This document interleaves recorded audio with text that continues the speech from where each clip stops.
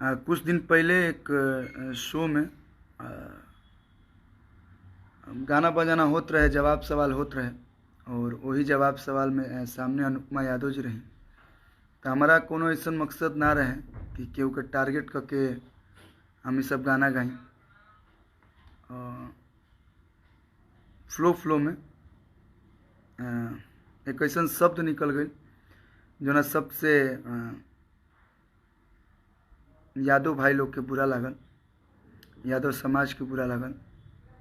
और हमेशा हम कोशिश करने कि कोनो भी ऐसा गाना, कोनो भी ऐसा शब्द ना गाई, जातिवाद वाला ना गाई जगह से केहू के तकलीफ होके।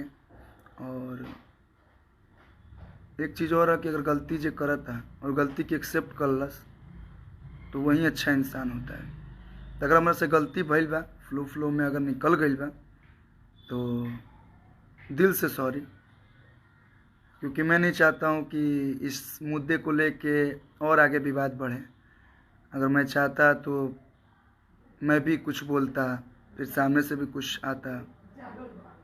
तो मैं नहीं चाहता हूँ कि विवाद बढ़े, क्योंकि विवाद से मैं बहुत कोसों दूर रहता हूँ। और फर्स्ट टाइम ऐसा हो रहा है तो थोड़ी सी तकलीफ़ हो रही है।